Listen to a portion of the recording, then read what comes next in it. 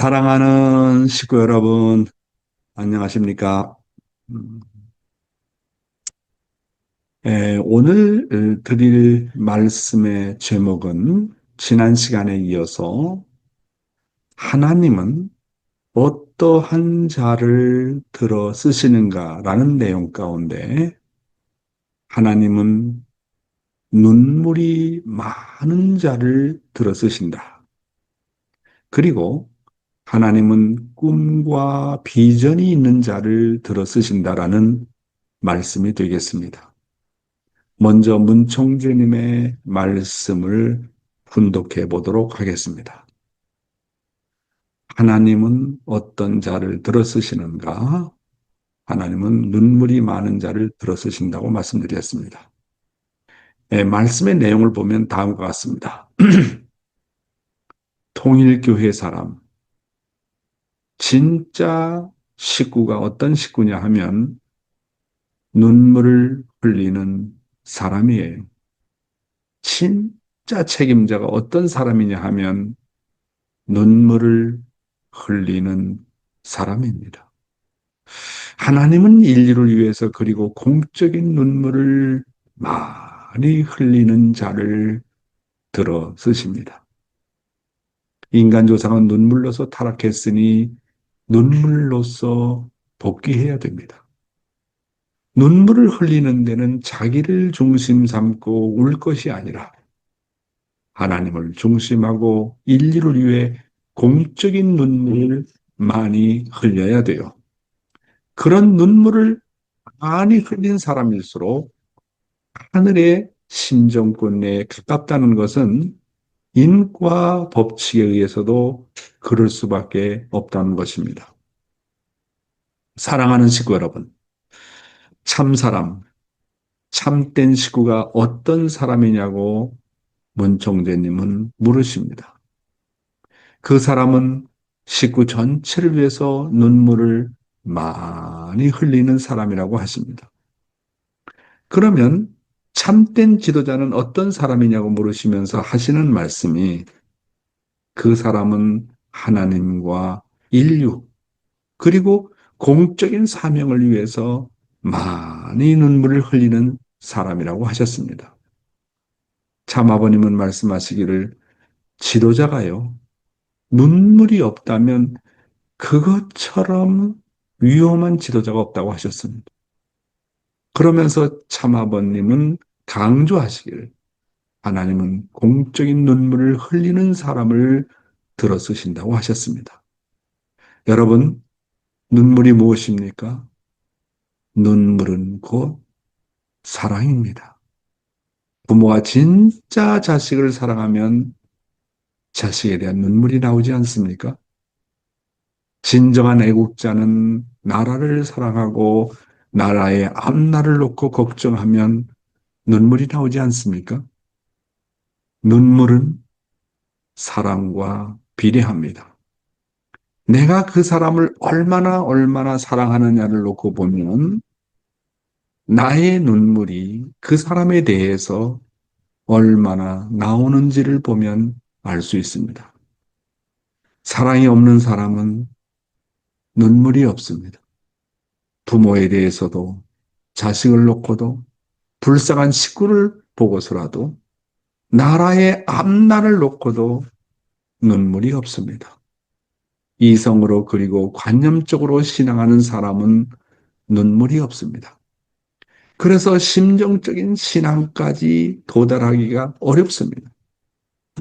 하나님은 사랑의 부모이기 때문에 타락한 한 인간을 놓고 눈물을 흘리지 않는 날이 없다고 하는 것입니다. 참아버님의 삶을 보십시오. 늘 눈물을 흘리셨습니다. 하나님의 서러움을 놓고 불쌍한 인류의 구원을 놓고 늘 눈물을 흘리셨습니다. 참 아버님은 말씀하시기를 인간 조상은 눈물로서 타락했으니 눈물로서 복귀해야 한다고 하셨습니다. 눈물을 흘리는 데는 자기를 중심 삼고 울 것이 아니라 하나님을 중심하고 인류를 위해서 공적인 눈물을 많이 흘리라고 하셨습니다. 그래서 그런 눈물을 많이 흘린 사람일수록 하늘의 심정권 내에 가깝다고 하시면서 이것은 인과 법칙에 의해서도 그럴 수밖에 없다고 하셨습니다. 계속해서 문총재님의 말씀을 읽어보겠습니다. 아무리 인류를 위해서 눈물을 흘리고 아무리 영계를 위해서 눈물을 흘리더라도 하나님의 사랑을 모르면 아무 상관이 없다 이거예요. 우리는 하나님의 사랑과 그분의 심정을 위해서 눈물을 흘리자는 것입니다. 내가 인류를 어떻게 대해야 하느냐? 하나님은 비록 타락한 인간이지만 타락한 인류라도 그들을 당신의 자녀의 자리에서 대하시니 나도 인류를 대할 때 나의 아들, 딸과 같이 생각하라는 거예요. 모든 인종을 초월해서 오색 인종을 하나님의 심정을 가지고 세계적인 차원에서 눈물 흘리는 자리에 들어가면 하나님의 심정적 동반 자리에 나갈 수 있다는 것입니다. 하나님이 불쌍한 인류를 바라볼 때 하나님은 그의 체면을 잊어버리고 눈물을 흘리던 것과 마찬가지로 여러분이 인류를 바라볼 때 눈물을 흘릴 수 있는 자리에 들어가야 된다는 거예요. 하나님의 심정을 가지고 인류를 위해서 얼마나 눈물을 흘렸느냐 하는 것이 하나님의 사랑과 밀접한 관계를 맺을 수 있는 내적, 외적 인연이 되는 것임을 알아야 되겠다고요. 알겠어요? 사랑하는 식구 여러분. 하나님은 사랑과 심정의 근본이십니다. 그런데 이런 근본을 모르고 아무리 인류를 위해서 눈물 흘리고 아무리 영계를 위해서 눈물을 흘린다고 하더라도 하나님의 사랑을 모르면 아무런 상관이 없다고 하셨습니다. 그래서 눈물을 흘리되 하나님의 소원과 하나님의 사정과 하나님의 심정을 놓고 눈물을 흘리라는 것입니다.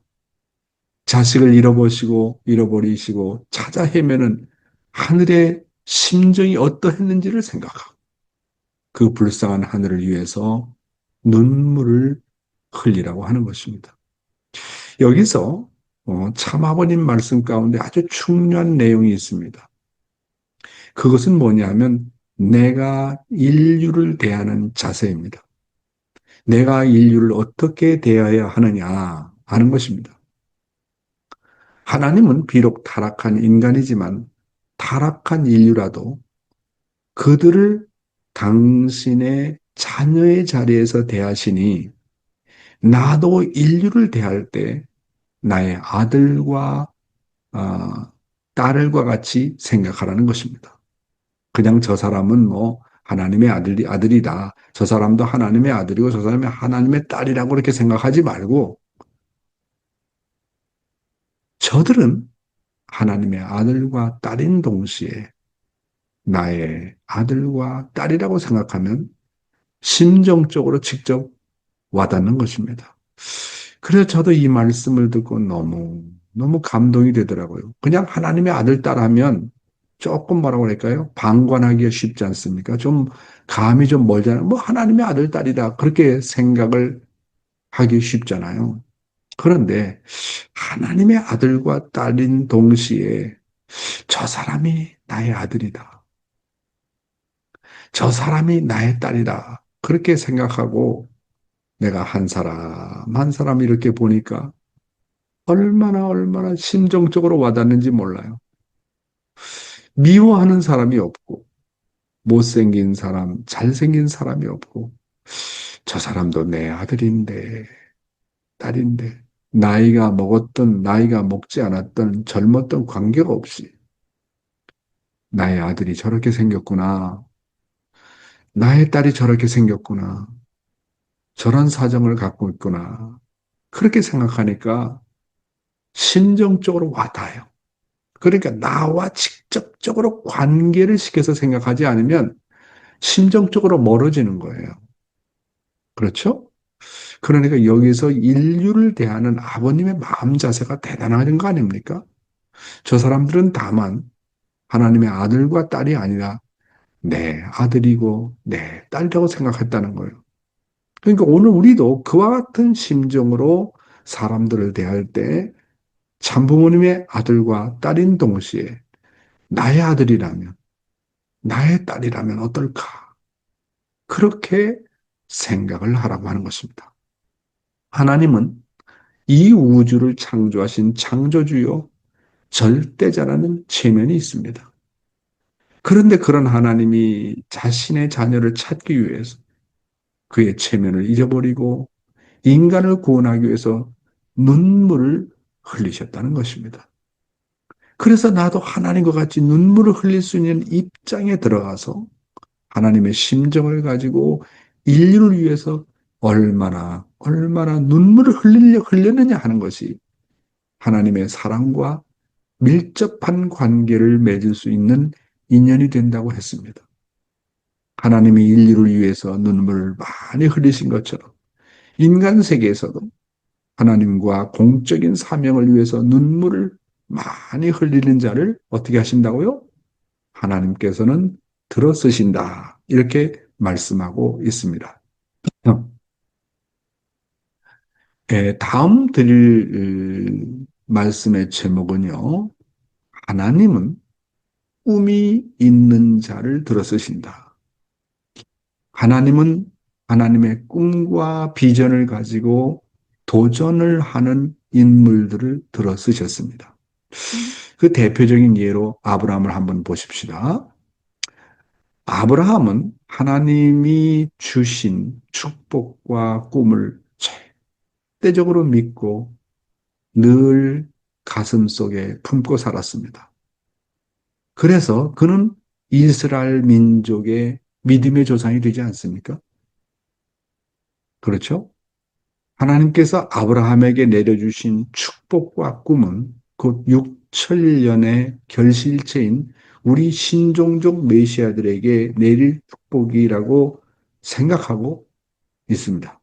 그러니까 하나님께서 아브라함에게 내리신 축복이 엄청나게 크잖아요. 그렇잖아요. 그럼 오늘 축복 가정들은 하나님이 바라볼 때 아브라함보다 못하겠습니까? 모세보다 못하겠습니까? 야곱보다 못하겠습니까? 아버님은요, 우리 대륙회장들을 불러 모아놓고 뭐라고 말씀하셨느냐 하면 제가 직접 아버님으로부터 들은 얘기인데 너희들은 공자보다 낫고 예수보다 낫고 마호메트보다 낫다고 그렇게 말씀하시더라고요. 그런 마음을 갖고 선교하라고. 와, 그러니까 하늘이 바라보시는 그 축복은 대단한 거예요. 여러분, 그래서 하늘은 우리 축복 가정들에게 아브라함에게 내렸던 이상의 축복을 내리고 싶으신 것입니다. 그래서 하늘이 믿음의 조상 아브라함에게 내리신 축복이 곧 우리 축복 가정 신종족 메시아들에게 내려주시는 축복이라고 생각하고 다음 성경 구절들의 내용을 내게 주신 하나님의 축복과 꿈이라고 생각하고 그것을 여러분 가슴 속에 품고 사십시오. 그러한 꿈과 비전을 가지고 한번 살게 되면 얼마나 놀라운 일이 벌어질까 하는 생각이 듭니다.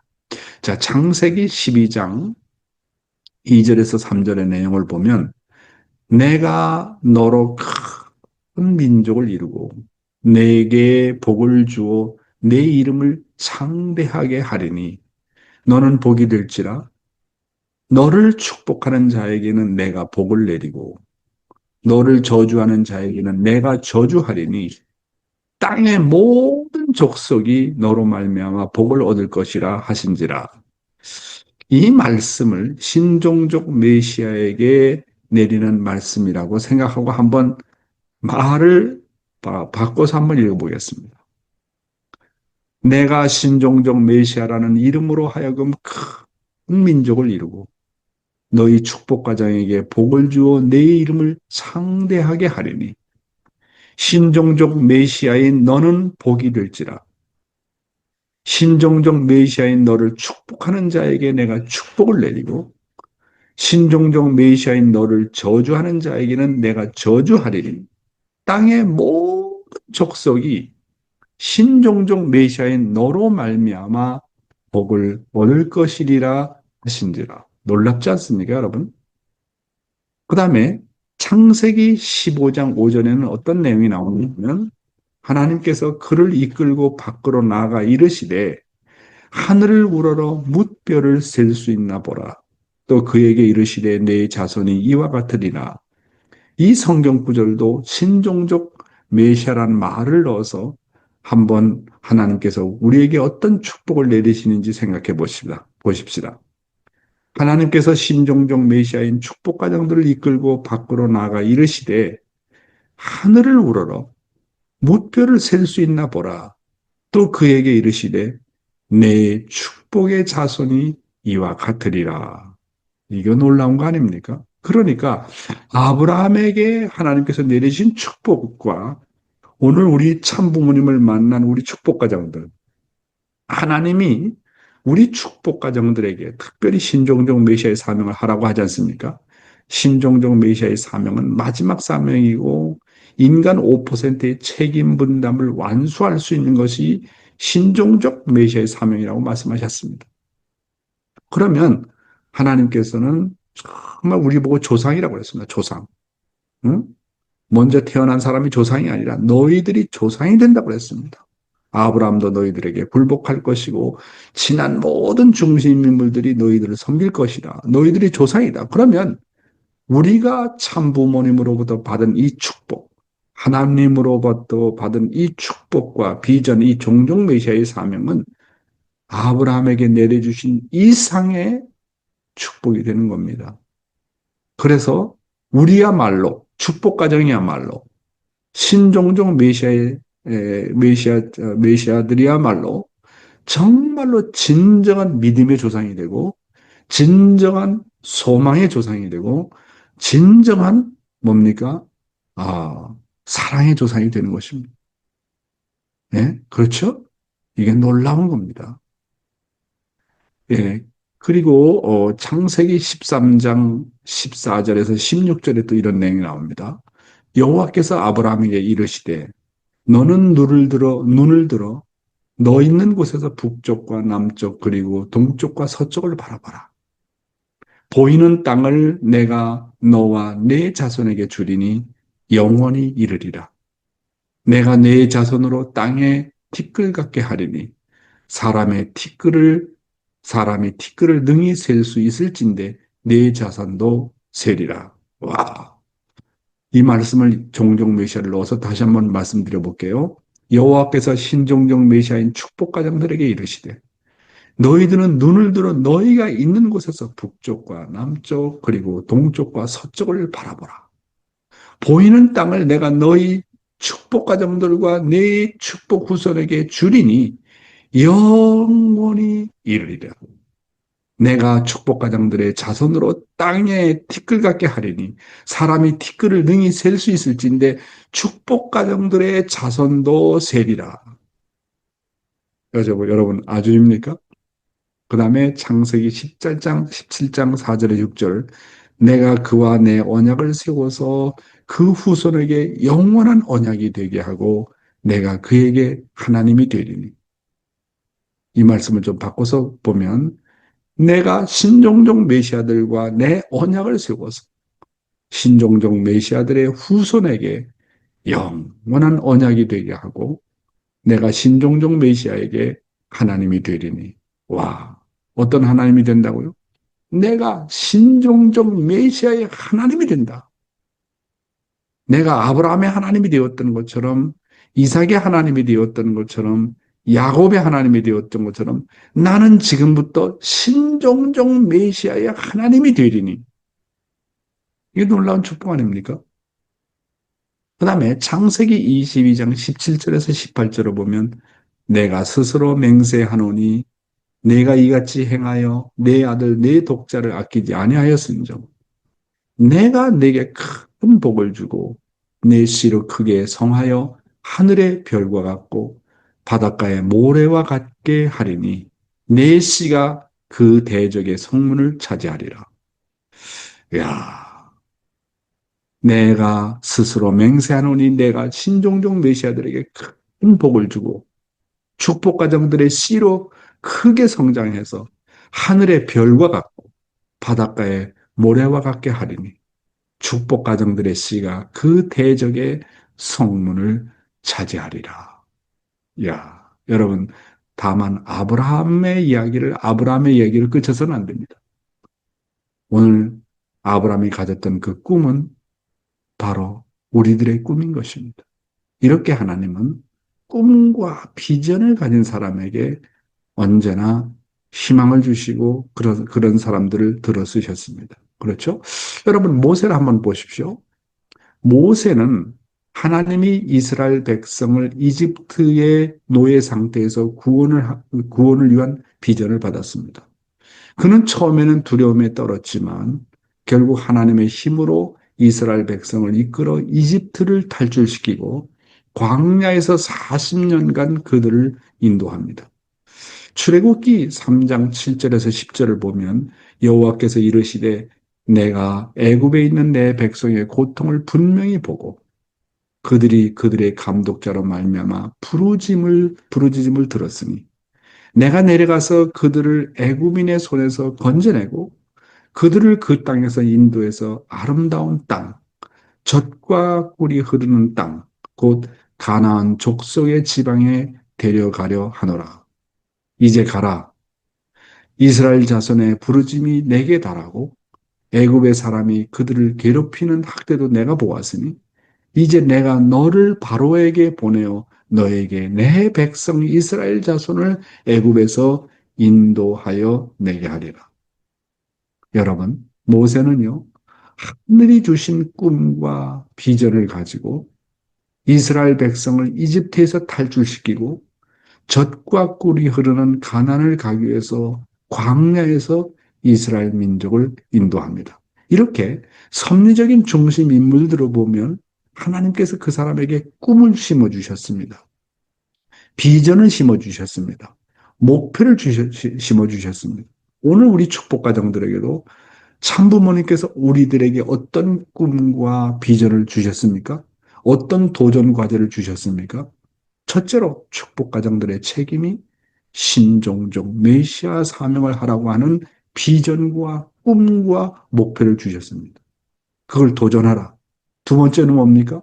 종종 메시아의 사명을 다 하게 되면 하나님의 하나의 나라를 찾아 세우는 것은 아무것도 아니라고 말씀하셨습니다. 그러니까 오늘 우리는 하늘로부터 받은 이 꿈과 비전, 참부모님으로부터 받은 이 꿈과 비전을 가지고 어떤 일이더라도 도전해서 나가지 않으면 안 된다고 하는 것입니다. 예, 여러분 또 다윗을 한번 보십시다. 다윗은 어린 시절 선지자 사무엘에 의해 이스라엘의 다음 왕으로 기름 부음을 받았습니다. 그는 하나님의 뜻에 따라 이스라엘을 다스리는 왕이 될 것이라는 꿈과 비전을 가지게 됩니다. 다윗은 그의 비전과 꿈에 따라 예루살렘을 이스라엘의 수도로 선택하고 거기에 성전을 건설하고자 했습니다. 다윗은 하나님의 계약을 지키고 백성들에게 공의와 정의를 실현하는 왕이 되고자 했습니다. 그는 하나님께 충성하고 하나님의 법을 따르는 것을 중요시했습니다. 다윗의 비전과 꿈은 그의 삶 속에서 많은 시련과 실패를 겪으면서도 하나님의 뜻을 따르려는 그의 노력으로 나타나게 됩니다. 자, 예레미야 유명한 선지자 아닙니까? 이 예레미야를 한번 봅시다. 구약 시대의 선지자였던 예레미야는 하나님의 뜻과 비전을 유대 백성들에게 전했습니다. 그런데 그의 메시지는 유대 백성들에게 받아들여지지 않았고 그는 많은 고난과 반대에 직면합니다. 그는 왕과 선지자, 백성들로부터 박해를 받았고 심지어는 그의 가족에게도 배척당했습니다. 예레미야는 하나님의 선지자로 부름을 받아 유대 백성의 죄를 경고하고 그들의 회개를 촉구하라는 비전을 받았습니다. 그는 어려운 상황 속에서도 하나님의 말씀을 전하며 결국 예루살렘의 멸망을 예언합니다. 예레미야의 예언은 결국 성취가 되었습니다. 예루살렘은 바빌로니아에 의해 멸망을 하고 유대 백성들은 포로로 잡혀갔던 것입니다. 예, 다음은 바울에 대해서 한번 알아보겠습니다. 바울은 예수 그리스도를 만난 후에 이방인들에게 복음을 전하라는 비전을 받았습니다. 그는 여러 번 감옥에 갇히고 죽을 뻔한 고난을 겪으면서도 여러 나라에 복음을 전파하며 신약 성경에 많은 편지를 썼습니다. 신약 성경의 대부분의 내용이 바로 사도 바울이 신도들에게 보낸 편지의 내용인 것입니다. 그만큼 이 바울이 위대한 일을 했던 것은 바로 하나님으로부터 받은 비전, 예수님으로부터 받은 꿈이 있었기 때문에 가능했던 것입니다. 예수님을 만난 후에 이 복음의 말씀을 온 만방에게, 이방인들에게 전하라고 하는 그런 비전을 가졌기 때문에 어떤 어려움도 다 극복할 수가 있었던 것입니다. 우리 문 총재님은 1920년 평안북도 정주에서 태어나셔서 16세에 하나님으로부터 인류 구원의 소명을 받은 후에 93개 성상을 하나님의 해방과 인류 구원, 세계 평화를 위한 삶을 살아오셨습니다. 여러분, 지금까지 말씀드린 섭리의 중심 인물들은 한결같이 모두 비전을 가지고 큰 도전을 겪으며 결국 하나님의 뜻을 이루는데 성공했습니다. 그들의 이야기는 오늘날에도 많은 사람들에게 용기와 희망을 줍니다. 성경에는 비전이 없는 백성은 망한다고 했습니다. 꿈이 없는 백성은 망한다고 했습니다. 비전이 없는 백성도 망하지만 비전이 없는 개인도 망합니다. 여러분은 어떤 꿈과 비전을 갖고 계십니까?